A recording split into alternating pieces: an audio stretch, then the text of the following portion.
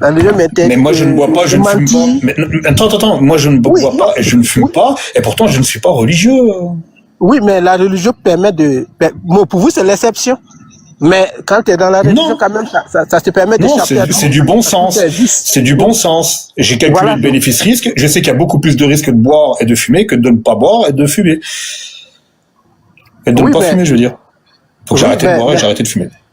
Mais vous savez, si on fait les statistiques, ceux qui sont dans les foyers où la religion est beaucoup pratiquée, et ont beaucoup de bon sens pour moi, hein. Pour moi, c'est mon point de vue. Par rapport à quelqu'un qui n'a pas une culture religieuse. Regarde. Parce que là, on parle vraiment de la religion. Là, tu es en train de me parler d'individus hors de la religion. Moi, je parle de la religion. Je parle jamais des individus, éventuellement. Mais là, je parle de la religion. On a, tout à l'heure, émis ta limite. Ta limite à toi, c'est l'esclavagisme. Et justement, avant que tu reviennes, Cassius Lady racontait l'histoire de Safia. Et justement, Safia, pour éviter de rejoindre sa famille qui s'était fait trucider sous les ordres du prophète Mohammed, elle a préféré, ou finir esclave, elle a préféré se marier avec le prophète, être sa femme, son épouse.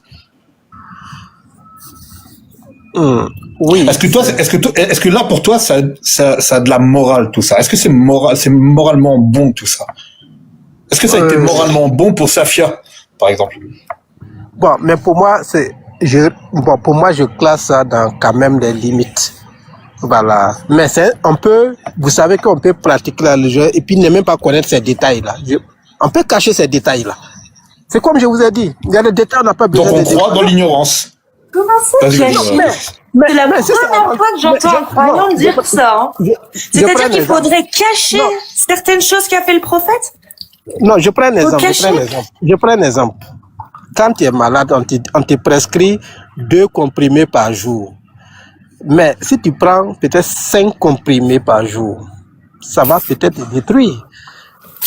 Parce que les comprimés qu'on prend quand tu exagères, là, ça peut te détruire. Donc, pour moi, il faut rester sur le juste milieu. Non, mais ça n'a rien à voir, monsieur. Là, on est en train de vous dire que selon votre religion, selon l'islam sunnite, le prophète Mohammed a possédé des esclaves, a fait trucider des tribus tout entières, Banu Quraysh, Banu Nadir, Banu Amir.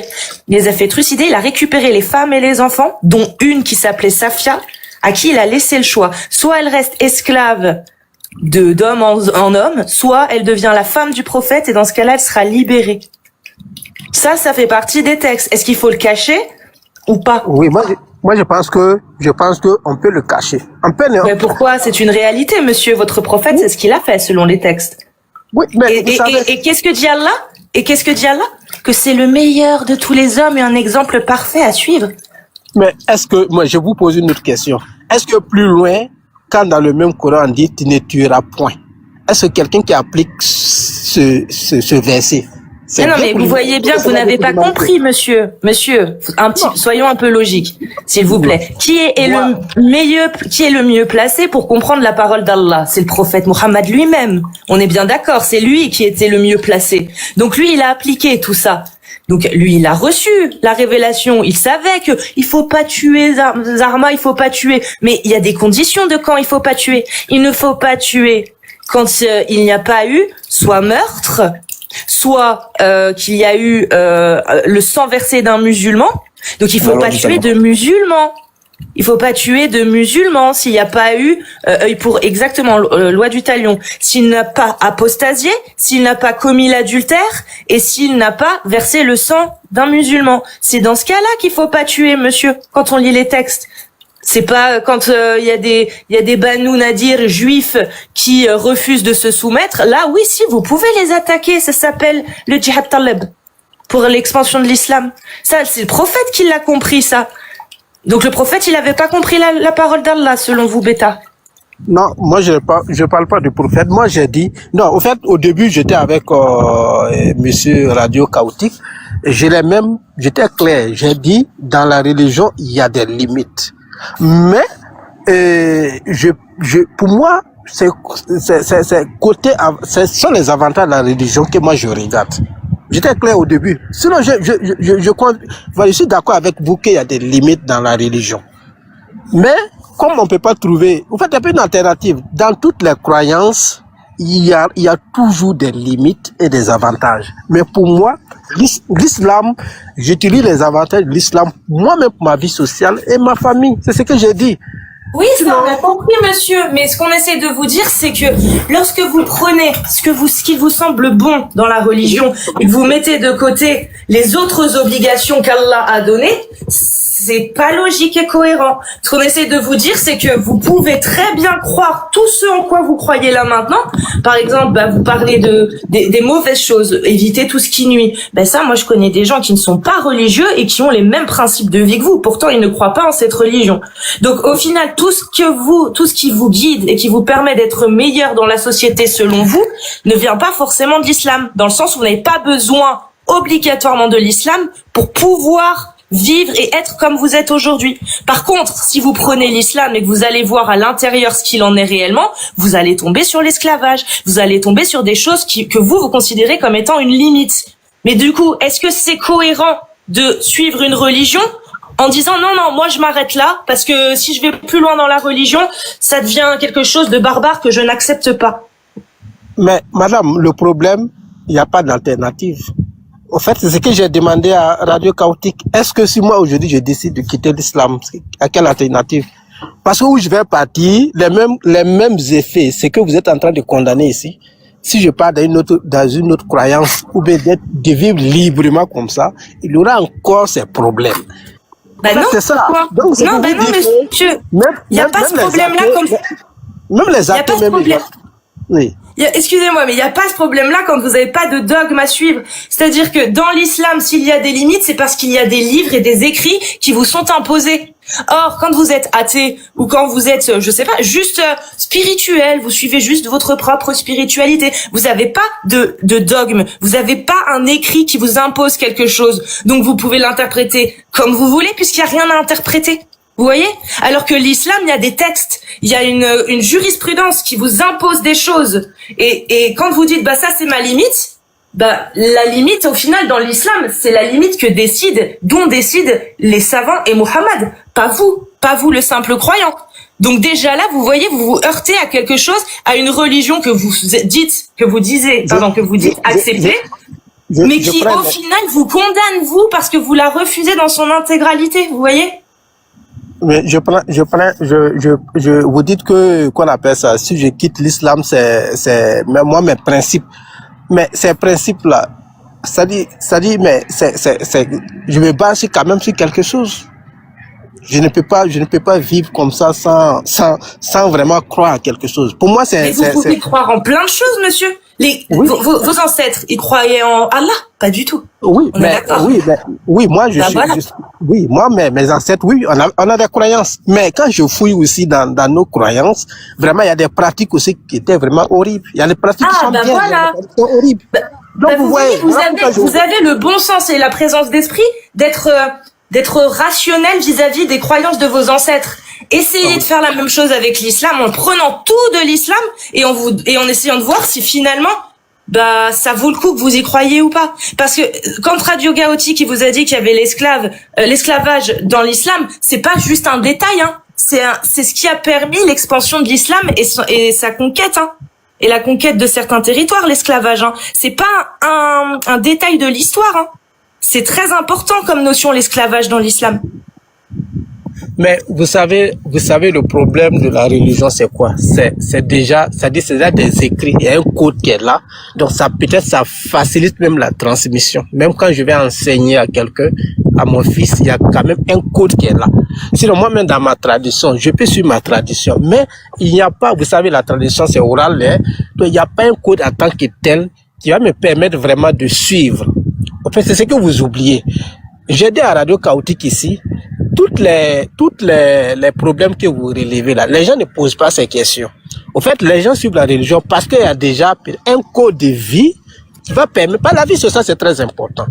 Voilà. Qu'est-ce que je peux enseigner à mon enfant? Si je mets un enfant au monde, quand même, je dois l'enseigner dans la moralité, le code de vie. Mais à quel code de vie qui est disponible? Mais si on est dans une famille peut-être musulmane, Donc, je vais lancer. Oui. Vous connaissez les droits de l'homme. Vous connaissez les droits de l'homme, Beta. On est d'accord. Essayez de comparer les droits de l'homme et ce qu'il y a dans l'islam. C'est-à-dire qu'il y a des bonnes choses dans l'islam. Hein. Il y a des bonnes choses. Hein. Je le sais, il y a des bonnes notions. Mais ça, c'est des petits détails, ces notions-là. Vous voyez, moi, je vous parle réellement de fondement. Qu'est-ce qu'il y a de fondateur dans les droits de l'homme et dans l'islam? Dans l'islam, on trouve que il y a le droit d'avoir des esclaves. Donc déjà, l'égalité entre les hommes et les femmes, entre les individus, déjà, c'est poubelle en islam. Alors que les droits de l'homme, il y a cette égalité. Qu'est-ce que vous préférez? Point par point, comme ça. Essayez de voir les libertés, qu'on puisse avoir des libertés, sans pour autant, attention, pouvoir entacher la liberté des autres et leurs droits. Donc, on veut des libertés sans pour autant nuire aux autres. Ça, on peut avec les droits de l'homme. Est-ce qu'on peut avec l'islam? Non. Il y a des libertés qu'on n'aura jamais. Et pourtant, ce sont des libertés qui ne nuisent à personne. Mais est-ce que, oui, même le droit de l'homme, c'est vrai. Mais vous voyez que de nos jours, même pour appliquer les droits de l'homme, il faut quand même la violence pour pouvoir appliquer le droit de l'homme. Vous voyez? Le droit de l'homme, c'est quoi? Je prends un exemple. Je prends un exemple. Peut-être dans mon pays comme ça, on dit non, un homme, tu dois pas vraiment peut-être frapper ta femme dans le foyer. Et un jour, tu te lèves et puis tu frappes ta femme. C'est la police qui va venir te chercher. Donc, la police va te corriger parce que tu as frappé à ta femme. Donc, c'est pour vous dire que partout où on part, il y aura toujours des limites et des avantages. Vous voyez, moi, j'insiste parce que les gens, c'est-à-dire, vous faites comme si les gens ont le choix de quitter facilement la religion. C'est pas facile. C'est un code de vie, c'est un code de vie. Oui, même ça, on est d'accord. C'est pas facile. Voilà, c'est pas facile. Je sais, mais ce que j'essaie de vous dire, c'est que vous êtes conscient que vous avez des limites. Vos limites, vous les avez dites, elles sont claires. Il y a tellement d'autres philosophies, de projets de vie qui pourraient vous guider, vous aider, qui ne valident pas déjà ça. Vous voyez où je veux en venir? C'est-à-dire, pourquoi vous vous obstinez finalement à continuer d'accepter cette religion-là, qui déjà a asservi tous vos ancêtres, les a condamnés soit à l'esclavage, soit à la conversion forcée?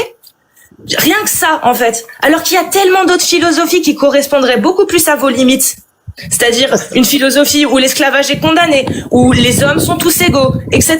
Ça, c'est pas l'islam. C'est pas du tout l'islam. Oui, mais est-ce que la philosophie dont vous parlez, ça va pouvoir me bâtir en tant qu'un être humain? Est-ce que ça va pouvoir me bâtir correctement pour que je sois social, pour que je sois vraiment mentalement équilibré? Oui, mais donnez-moi un exemple, je vais voir.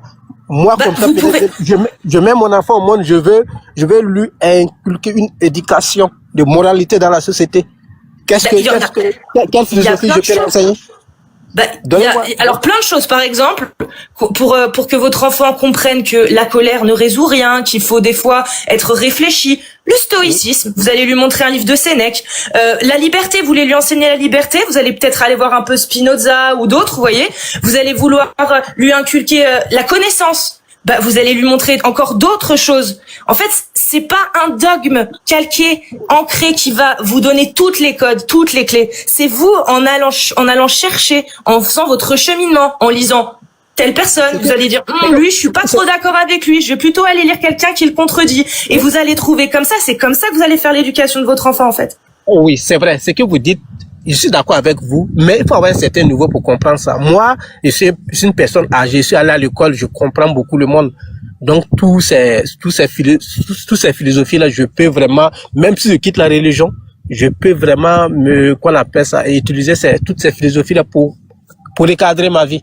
Mais pour un enfant dès le bas âge, c'est un peu difficile. Voilà pourquoi je vous ai dit, si vous voyez que les gens sont toujours dans la religion, c'est parce que déjà la religion, il y a déjà un livre qui est là, il y a déjà des cours qui sont là.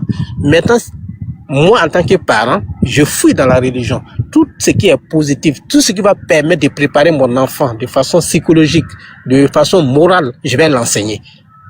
En fait, c'est ça qui est, en fait, c'est ce côté que je parle. S'il y avait quand même quelque part un code, un livre qui est là où je peux vraiment me baser uniquement sur ça pour enseigner mon enfant, je peux quitter la religion facilement. Mais ici, l'avantage de la religion, c'est que ça donne un code de vie, un code de vie dans la religion. En fait, c'est le code de vie qui fait que les gens ne veulent pas facilement, on ne peut pas quitter facilement la religion. Surtout. Ça, je comprends, mais en répétant ce schéma, monsieur, vous allez faire en sorte que votre enfant soit comme vous à un moment donné, se sentir coincé.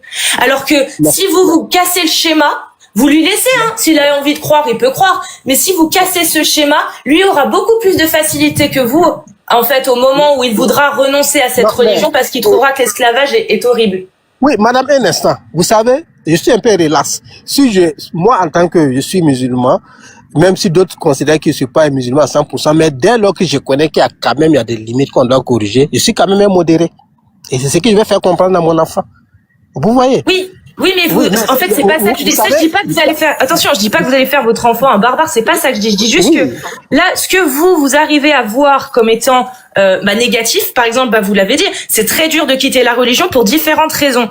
En fait, moi, ça, je comprends. Et c'est pour ça que je vous comprends. Mais si ce schéma-là, vous arrivez à considérer qu'il est mauvais, qu'il est pas bon, pourquoi vous voulez faire en sorte de le reproduire sur votre enfant? Votre enfant, au final, donnez-lui un autre schéma pour que quand il arrive à votre niveau, il se dise, non, moi, papa, t'inquiète pas, j'ai pas de mal à remettre en question ça, j'ai pas de mal à ne pas avoir de religion, j'ai une base morale, etc.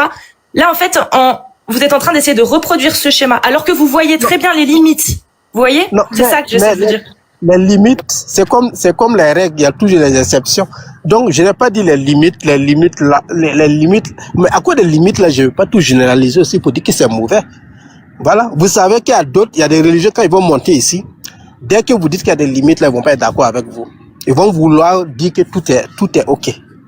Voilà. Donc, pour moi, dès lors que le religieux même comprend que, bien vrai que la religion est importante pour lui, mais il reconnaît qu'il y a des limites. Moi, je pense que c'est être déjà modéré.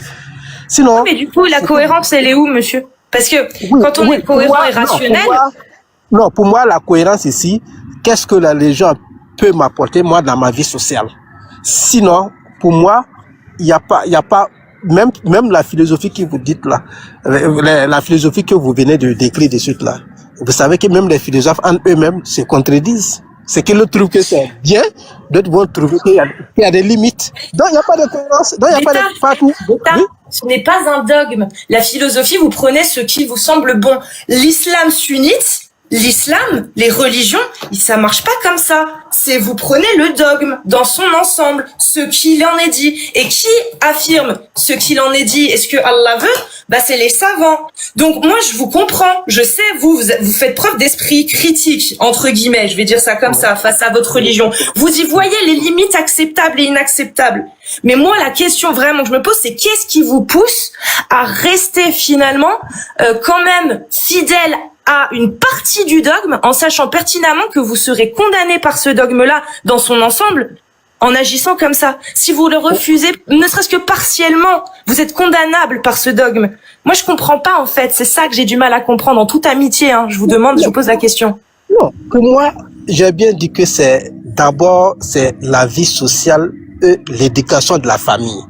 Vous savez, j'ai pris un exemple ici comme l'école. L'école nous enseigne. Est-ce que de nos jours, quel que soit ce qu'on va dire de l'école, on ne peut pas mettre son enfant au monde et puis lui refuser d'aller à l'école?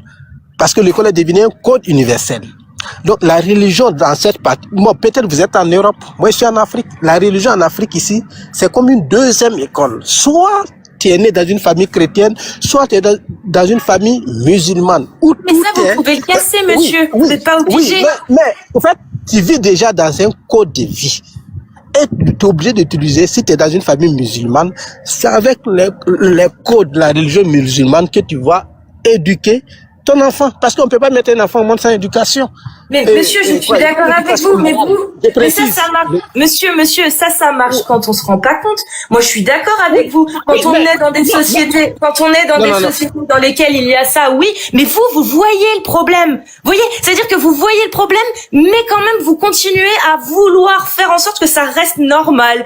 Que, c'est normal qu'il y ait une religion. Alors, vous voyez le problème de cette religion. Vous pourriez être un penseur, vous pourriez être quelqu'un d'influent qui pousse les gens à réfléchir dans l'autre sens. Mais vous restez quand même dans ce socle-là. Moi, c'est ça que je comprends pas. Je vous pose une question. Est-ce que l'uranium enrichi, c'est bon pour l'humanité ou bien c'est pas bon pour l'humanité? Pour la technologie, les avancées technologiques, c'est une bonne chose. Pour la santé humaine, c'est une mauvaise chose. Oui, c'est bien parce que, d'une partie, c'est bien parce qu'on peut produire de l'énergie, voilà, produire de la lumière.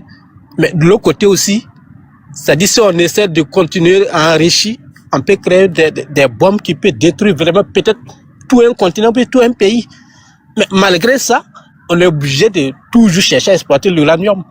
Parce que d'un côté, on va l'utiliser pour le bien de l'humanité. Donc c'est même chose avec la religion. Mais moi, je sais qu'il y a des limites. Mais comme je sais qu'il y a des avantages qui vont permettre, moi, d'encadrer ma vie, d'encadrer la vie de ma famille, je vais y rester. Voilà pourquoi je vous ai dit, si à l'alternance, on peut trouver peut-être un code de vie, parce que le code de vie là qui est important. Si on peut trouver dans une autre croyance un code de vie qui va permettre de remplacer la religion, je quitte. Mais pour le moment, tu quittes. En Afrique, tu quittes la religion pour aller où? Comment tu vas faire pour éduquer ton enfant? Mais vous connaissez Spinoza? Oui, moi, je vous invite, vous avez l'air d'être très érudit, monsieur, pourtant. C'est ça qui est bizarre. C'est-à-dire que vous avez accès, en plus, vous avez Internet, là. Donc, vous avez accès à de nouvelles connaissances, à d'autres choses. En fait, je pense, hein, peut-être que je me trompe, mais est-ce que ce serait pas plutôt la pression sociétale et sociale des gens avec lesquels vous habitez qui vous fait peur? Oui, mais ça fait partie aussi, ça fait partie. Je prends l'exemple, Spinoza là-haut. Il faut peut-être quelqu'un qui a un minimum la classe de 3e pour comprendre ses principes, qu'on appelle ça, voilà, comment je vais appeler ça, et ses écrits. Mais je prends un enfant qui a 10 ans. C'est pas les théories de Spinoza qui va comprendre. Mais déjà, quand j'ouvre le Coran, dit, Dieu a dit, ne tueras point. Dieu a dit, respecte ta mère et ton père. Vous voyez, ce sont des codes simples qu'on peut déjà inculquer à l'enfant dès le bas âge. Mais les théories philosophiques, il faut un certain niveau de connaissance même pour pouvoir les comprendre. C'est toi-même qui comprends pas ces principes. Comment tu vas faire? Au fait, moi-même qui prends l'exemple, nous, on a eu la chance d'aller... Pourquoi vous avez besoin de dire Dieu? En fait, pour dire à votre enfant, il ne faut pas tuer, c'est pas bien, pourquoi vous avez besoin de dire Dieu a dit? Juste, papa a quelque chose à te dire. Tu sais pourquoi il faut pas tuer des gens? Tu sais pourquoi c'est pas bien? Parce que t'aimerais que toi en tues. Enfin, je sais pas, Beta, il y a pas besoin d'avoir une autorité supérieure. L'enfant, il écoute et il comprend. Vous savez, c'est le mystère qui fait peur. Quand on dit c'est Dieu qui a dit, vous savez déjà l'impact sur l'enfant. Je prends un exemple. On dit, si tu fais du mal, après ta mort, tu pars à l'enfer. Même si c'est un mystère, même si c'est une légende. Mais déjà, l'enfant, quand il apprend ça déjà, il y a une certaine peur qui est là. Et il va éviter de faire le mal. En fait, c'est tout ça qui fait peut-être la bonté de la religion. Même si nous, en grandissant, on sait que vraiment ce sont des légendes, mais néanmoins, avec ça, on peut prendre pour mieux éduquer nos enfants. Donc, vous voyez que la pression sociale de la famille, c'est ça qui fait que les gens restent beaucoup dans la religion. Vous voyez. Même les gens qui ont les soucis, pourquoi la plupart des personnes qui ont des soucis là, partent au niveau de la religion, même s'ils vont pas trouver gain de cause, mais déjà, il y a une remontée de la morale. Voilà, on leur fait comprendre que ça va aller. Voilà, donc c'est tout ça là qui fait que on peut pas vraiment se débarrasser de la religion du jour au lendemain, même s'il y a des limites. C'est les limites que vous dites là. Nous tous on sait. Moi-même quand je lis, je découvre. Même nos imams qui nous enseignent, ils savent qu'il y a des limites. Mais aucun jamais ne vont pas venir devant le public pour dévoiler toutes ces limites-là. C'est-à-dire c'est tout ce qui est avantageux qu'on va nous enseigner seulement dans les mosquées.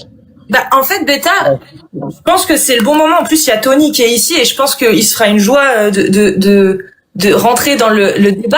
Ça va, Tony? C'est que ça fonctionne, votre discours fonctionne et serait à la rigueur compréhensible si vous étiez convaincu que ce qu'il y a dans le Coran, c'est la réalité et ça vient bien de Dieu. Or, comment vous en êtes sûr, vous, ça? Parce que si ça vient pas de Dieu, si vous en êtes pas sûr que ça vient vraiment de Dieu, alors quelle bonne raison il y a à continuer d'apprendre ça à votre enfant? Même si ça peut aider à son éducation, je vois pas trop le projet de lui apprendre des choses fausses. Non, mais vous savez, en fait, le problème, c'est quelle est la portée de la religion dans la société. C'est-à-dire, en fait, regardez un peu la portée. Sinon, si c'est la définition des grands thèmes, ça reste toujours un mystère. L'enfer, la définition de Dieu, qui existait avant Dieu, tout ce mystère-là, on va pas pouvoir expliquer. Moi, je peux pas, le religieux peut pas vous expliquer que Dieu existe. L'athée aussi peut pas vous expliquer que Dieu n'existe pas. Donc, ça, c'est des Beta, je t'ai posé une question tout à l'heure pourtant. Je t'ai demandé, est-ce que tu saurais me dire, toi, ce qu'il y a avant le Big Bang? Oui, j'ai dit non. Tu m'as dit non, je n'en sais rien. Et c'est éventuellement la réponse qu'on donne, quand on est rationnel et logique, on n'en sait rien jusqu'à preuve du contraire. Alors que dans ton livre prétend pourtant que c'est Allah. Et j'arrive toujours pas à cerner ça. Oui, mais vous avez dit même l'athée il peut pas expliquer. Il peut pas expliquer qu'est-ce qui existait avant la théorie du Big Bang. Même la théorie c'est une théorie. C'est une théorie. Une théorie, c'est pas une vérité. La théorie du Big Bang, éventuellement, on sait que c'est 300 000 années environ après le début, si tu veux, de la dilatation de l'espace et du temps. Ça, on le sait tout ça. Mais on ne sait pas avant. Avant, on n'en sait rien. C'est-à-dire que on ne sait pas ce qui s'est passé, ce qui s'est produit, pourquoi d'un coup il s'est passé ça. On ne sait pas. Par contre, les livres saints, eux, disent pourquoi. Ils disent pourquoi? Parce que Allah a créé l'univers. La question n'a pas de sens. Vous savez, moi je vais vous dire que... Si, la question a du sens. Si, la question a du sens. Parce que je te l'ai demandé tout à l'heure. Tu m'as dit que tu ne savais pas. Et je te dis que dans ton livre saint, justement, il est dit pourquoi. Pourquoi l'univers a été créé. Pourquoi la terre a été créée. Et comment qu'elle a été créée. Et c'est Allah qui l'a créée. Et au fait, donc à partir du moment où tu refuses que Allah ait créé l'univers et tout ce qu'il en contient, tu réfutes ta religion. Et vu que tu réfutes ta religion, Allah, il l'a décidé comme tel, pour toi c'est l'enfer.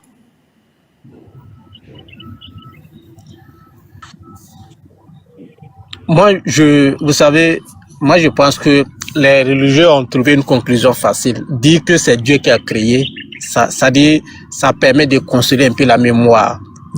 Ça permet vraiment d'éviter de creuser la mémoire à trouver ce que tu vas jamais pouvoir démontrer. Mais tu vois, c'est ça qui me rend ouf, c'est qu'il est grave conscient, mais continue d'y croire. Voilà, c'est ça. Continue d'y croire, monsieur. C'est ça que j'arrive pas à cerner. C'est exactement ça que j'arrive pas à cerner. La théorie des Big Bang, ça dit que ça reste une théorie. C'est pas une vérité absolue. C'est une théorie. Alors, est-ce que tu peux me définir... Attends, il y a un truc là. Est-ce que tu peux me définir le mot théorie? Les gens, Tony Khan, il est occupé en fait. Il est très occupé. Beta, est-ce que tu peux me définir le mot théorie? Bon, je connais pas la définition scientifique, mais pour moi, une théorie, c'est une pensée. Je pense que ça doit être comme ça. Et j'appuie avec les hypothèses. Voilà, j'ai compris l'erreur. Ça, c'est une hypothèse. La théorie, c'est ce qui montre le plus haut niveau d'évidence scientifique, académique, empirique. Une théorie, par exemple, la théorie de synthétique de l'évolution, c'est le modèle qui explique le mieux comment l'homme a évolué, comment chaque espèce a évolué sur Terre, par exemple. C'est une théorie, c'est validé, ça fait consensus.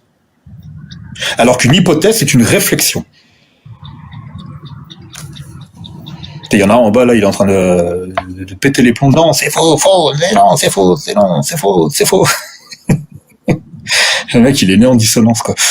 Ouais, je vais le noter. Radio, pour faire simple. Parce qu'il a vérifié ça. Ouais, une théorie, c'est une hypothèse qu'on a confirmée avec l'expérience. Beaucoup de fois. Voilà, c'est tout. On m'a demandé une question en bas. On m'a demandé de parler de la théorie synthétique du Coran.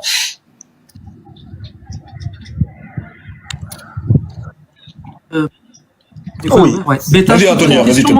Merci, ouais. En fait, moi, j'entends tout ce que tu dis avec Cassius. T'as l'air rationnel, hein. T'as l'air rationnel et logique. Et je comprends bien que pour toi, l'apport social, c'est plus important que la vérité. Mais je veux bien, je comprends.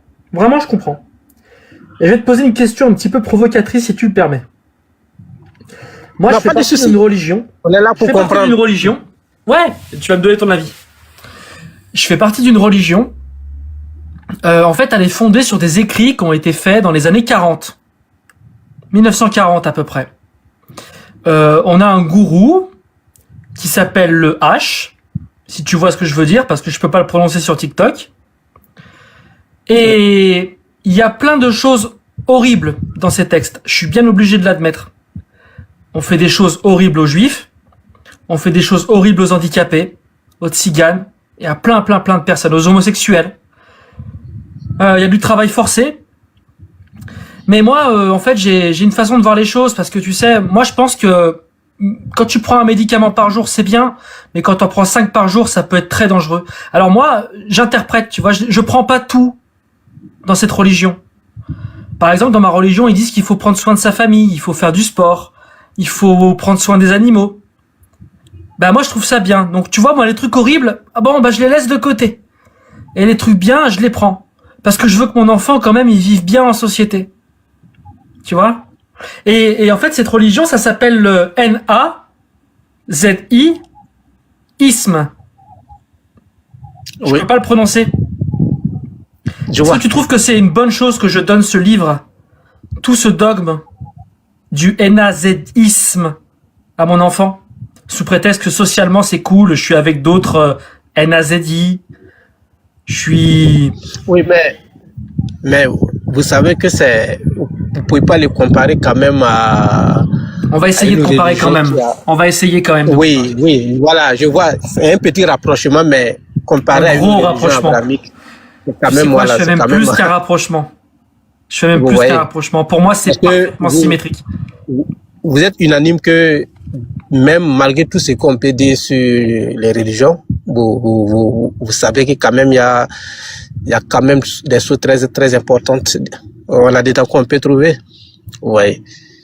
Comment? Il y a des choses quoi? Très importantes? J'ai dit, vous pouvez vraiment critiquer la religion, mais néanmoins, quand même, il y a des avantages qu'on peut en tirer dedans. Mais moi, je t'en ai cité des avantages. Oui, mais de l'autre côté, quand même, ça déjà... T'as quoi comme avantage? Vas-y, on fait un test. Alors, t'as quoi comme inconvénient? Est-ce que t'as l'homophobie dans ta religion? Moi, je l'ai. Non. Tu l'as, toi? Non. Qu'est-ce qu'on leur fait aux homosexuels en islam? Oui, mais... Bon. Oui, mais ça... Non, on parle des textes, hein. Ah non, frérot, on parle des textes. Attendez. Tous les deux, on n'applique pas, hein. On est pareil tous les deux. On est des gens bien, nous. Mais de vous à moi, c'est vrai. On met la religion. On a tous les deux. Non, même si on met la religion à part, est-ce que vous convenez que dans la société, on doit faire la promotion de l'homo? On parle pas de promotion, là. On parle de laisser les gens tranquilles. Donc, oui. Mais laisser tranquille, on peut quand même... On est d'accord. Oui. Moi, je suis pas d'accord. Je suis pas d'accord qu'on leur fasse la violence. Mais est-ce que...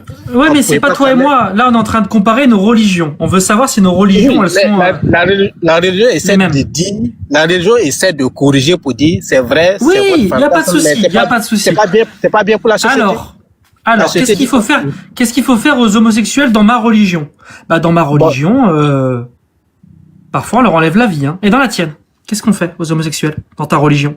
Là, je trouve que c'est des limites. Je suis pas d'accord qu'on enlève la vie à quelqu'un.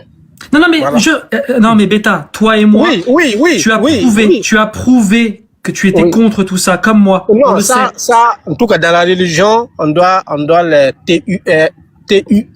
Exactement. Dans ma religion aussi. Est-ce qu'il y a des esclaves dans ta religion?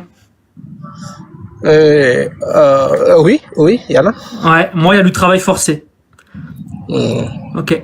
Qu'est-ce qu'on fait à ceux qui respectent pas le bon Dieu et qui combattent la religion? Dans ta religion? Oui, mais bon. On leur enlève la vie? Ouais. Oui, bon. Ouais, ça c'est... Voilà. Tu comprends où je veux en venir?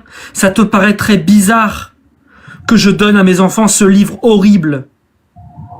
Mais moi, ça me paraît pas bizarre parce que j'ai grandi dans cette religion. Et comme tu as grandi dans une religion horrible, tu vas tout faire pour la garder, comme un doudou.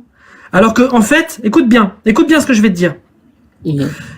Les gens qui suivent la religion à la lettre n'ont pas de morale. Par définition, ils n'ont pas de morale parce qu'ils doivent prendre celle de leur Dieu. Alors que toi, qui n'es pas d'accord avec ton Dieu, tu as une morale et tu es responsable. Ta morale, c'est la tienne. Et ça, c'est infiniment plus courageux et respectable. Et tes enfants, t'as pas besoin de leur donner la morale d'un Dieu et de leur enlever la leur. tu peux leur apprendre ta morale et les amener à réfléchir comme toi tu le fais. Alors sois courageux et fais le pas que tous nos ancêtres n'ont pas osé faire pour que les générations futures n'aient pas à grandir avec ces textes et l'oppression que c'est, d'avoir peur de l'enfer pour pouvoir vivre en société. Non, on vit en société parce qu'on le veut, parce qu'on veut vivre ensemble, pas parce qu'on a peur. Il faut prendre le courage de relayer ces textes au rang de mythologie. Je te remercie, Beta, c'était cool. Bon, en fait, ce que vous dites, c'est vrai. Voilà, je suis un peu d'accord avec vous, mais comme on le dit, quand il y a deux mal, on prend le moins mal. C'est comme ça que vous devrez voir la religion. J'étais clair au début, je suis d'accord qu'il y a des limites. Voilà, au XXIe siècle, on revoit quand même quelques limites, mais en voyant les avantages que moi, ça peut m'apporter dans la société, voilà, je la pratique. Et tu as le droit de comprendre. Oui, je la pratique parce que je trouve que je peux tirer aussi des avantages. Et pour moi, en fait, moi, je cache pas, je suis un peu progressiste. Je trouve que il y a des choses, si c'est horrible, je vais cacher à mon enfant. Je vais pas expliquer les choses horribles, mais plutôt prendre les côtés, qu'on appelle ça l'avantage de la religion. Qu'est-ce que la religion peut m'apporter dans la société? Vous voyez. Sinon, je suis d'accord que, voilà, il y a certains principes vraiment qu'on doit revoir. Vous voyez. Et le problème, je vous ai dit qu'il n'y a pas une alternative. Même si tu quittes la religion, tu vas aller te mettre aussi dans une croyance où tu vas encore trouver des limites et des avantages. Comme mon cher Tony qui a présenté le livre de NAZISME là, vous voyez que là-bas aussi il y a les avantages et puis les inconvénients. Donc on laisse ce principe, on part ailleurs, on va aller encore trouver des avantages et puis des inconvénients. Donc pour moi je pense que le droit de l'homme et la religion, voilà, on peut mettre les deux ensemble et puis former un être humain bien équilibré. Voilà, parce que déjà vous savez, même les religieux qui sont allés plus loin à l'école, ils sont un peu qu'on appelle ça simplistes. Voilà. Par rapport à quelqu'un qui a pratiqué uniquement la religion sans d'autres connaissances, il est très dangereux dans la société parce qu'il n'a pas une capacité de réfléchir. Mais dès lors que l'homme a une capacité de réfléchir, même s'il y a des limites dans la religion, il va pouvoir vivre dans une société vraiment bien paisible, bien équilibrée. Vous voyez. Donc, je vous ai dit que c'est... Voilà. Oui, voilà. Donc, oui, merci bien. Je dois avoir un rendez-vous à 17h30. Donc, je vais enregistrer le live et puis bon. Voilà, je vais m'abonner, et qu'on appelle ça, faire un abonnement et puis bon, de temps en temps, passer et puis on va discuter. Avec plaisir. Prends soin de toi, merci beaucoup. À bientôt. Prends soin de toi, Beta. Longamine, tu es là? Oui, je suis là. Comment vas-tu? Bonjour à toi. Ça va. Ça. On t'écoute. Tu voulais peut-être réagir? J'ai tout entendu conspirer sur l'islam. Mais moi, mon problème, c'est que je n'ai entendu que des fariboles de votre part. Des critiques loufoques et des raisonnements bidons. Tu sais qu'il va falloir que tu le démontres. Bah, c'est simple. Votre ligne éditoriale, c'est que Allah, c'est-à-dire Dieu, il n'existe pas et que l'islam, c'est faux. C'est tout simplement votre ligne éditoriale. Ce qui est facile à débunker. Parce que si tu me dis que Allah, il n'existe pas, c'est comme me dire, va voler, va violer, va zigouiller des gens. Et oui, après ta mort, il n'y aura pas un Allah qui va juger. Ce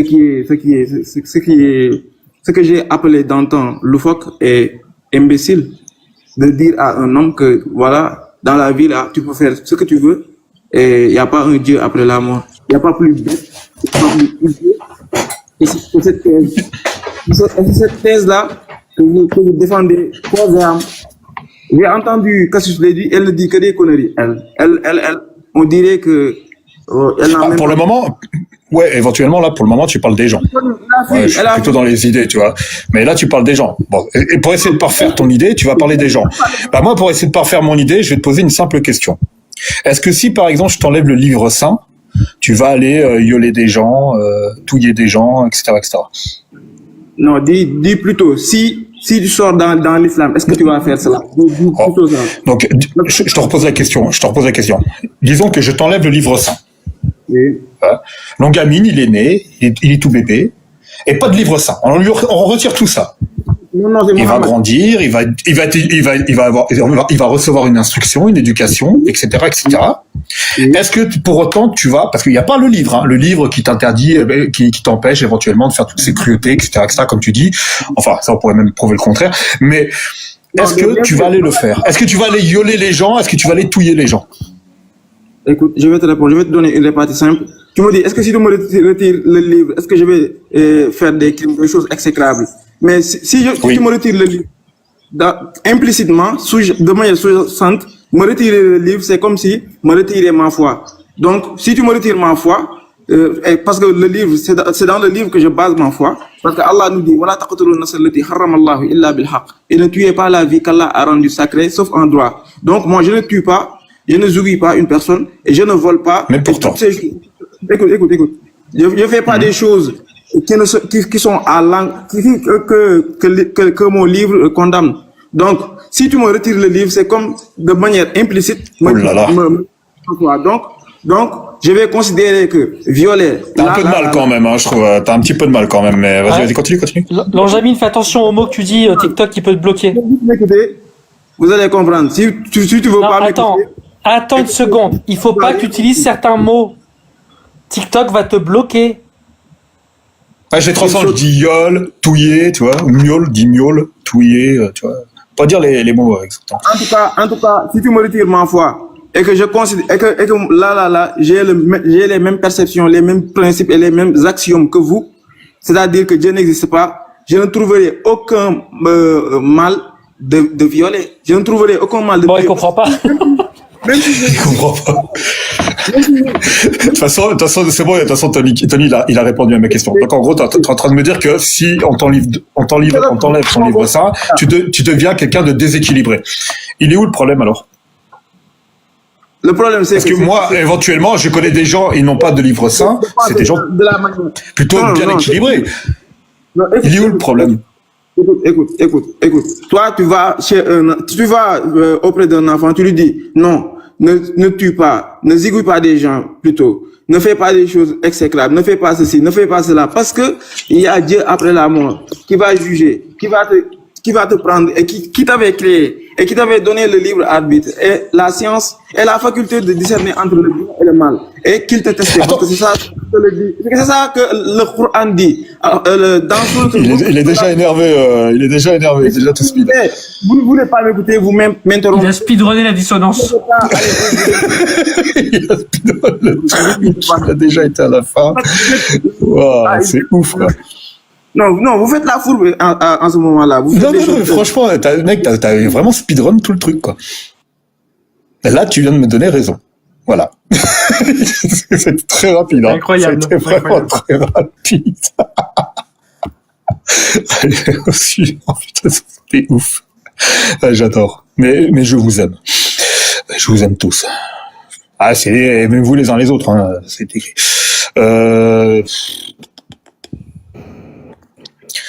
Les gens, vous pouvez mettre dans...